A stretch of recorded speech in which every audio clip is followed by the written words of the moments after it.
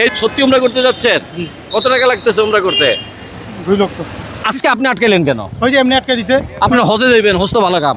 অল্প বয়স, তুমি হজে কি লিখে দিবা? তা কথায় তো যুক্তিকতা আছে। আপনার বাপে করে নাই হজ। এক হজ না মিনিট। করো, কারণ আমার ছোটবেলা অসুস্থ ছিলাম, মানত করছে হজ করতে হইব। মানে অল্প বয়সে তো হজ করো, 18 বছর হইলে হজ করো। মানে এটা নিয়ে আপনি কথা ঠিক আছে, আপনি মানত আছিল। মানত কিন্তু আপনার ফরজ না। মানত ফরজ। মানত আপনি কোনো না কোনো সময় আদায় করতে পারবেন। যে এমনি হইব না, তাহলে তারা বলুক, তারা আপনার বিষয় এই যে রাইট। তাহলে মানে এখানে দুষ্টাকার বলেন। আপনার যৌক্তিকতা আছে একটাই। ভিসা না দেখে এমনি হইব না। আমি হজে যেটা মন চায় সেটা করতে গেলাম, কিন্তু আপনার বৈধভাবে ভিসা তো হইছে, সেখানেই আপনাকে বাধা সবকিছু তো হবে। complete, নাকি? এখানে আপনার প্রশ্ন, এটা আপনার যৌক্তিক ভাই। তাহলে আমার টিকিট কে লিখে দিল, ভিসা কিন্তু কেমনে দিল? আপনি একজন মানুষ তো, ভালো মন্দ তো বুঝেন। আপনি একজন সচেতন নাগরিক হিসেবে কি আপনি অবৈধভাবে যাইতে পারেন? বিদেশে যাওয়া আপনার জন্য উচিত? না, ধরেন আমি তো বুঝতে পারছি না। ধরেন আপনি এয়ারপোর্ট পার হইলেন কোনো কারণে, আম কাঁঠাল জাম কয়ে পার হইলেন, সৌদি আরবে যাওয়ার পর কোনো একটা কাহিনীতে যদি আপনি কোনোভাবে মানে ঘেরা করে পড়ে যান, ওটা আমার সমস্যা, আমি বুঝবো। আমি যদি এই রিস্ক নেই, তখন আপনার সমস্যা না। আমি আপনাকে বলি, তখন আপনি যখন বিপদে আচ্ছা, পড়বেন, আচ্ছা, শোনেন আমি একটা পরামর্শ দিই, আপনার দ্বারা ভিডিওটা দেখুন।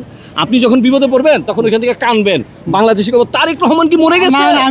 তাহলে ভাই অপশন বন্ধ দিও। ওরা টাকা নেই কি লিখে, ভিসা দেয় কি লিখে? টিকিট দেখলে এটা ওনার কথা হচ্ছে টিকিট দেই, যে টিকিটটা কেন দেয়, ভিসাটা কেন দেয়, এখানেও একটা গাফলতি আছে। ভিসা দেয়, টাকা এখানে লাগে না। আমি তো বললাম, এখানে আপনার একটা যৌক্তিকতা আছে। তবে তাহলে বলো, তোমার অল্প বয়স, তুমি যাইতে পারবে না, টিকিট দেওয়া যাবে আপনার না, কথা ঠিক আছে। ভিসা দেওয়া যাবে না। এটার আগে বলতে বন্ধ পারবে হোক, না। এটা একটা প্রক্রিয়া ওই থাকুক। সব পুলিশেও জানে, জানেন? আমি আপনার সাথে একমত, কিন্তু কথা হচ্ছে ভাই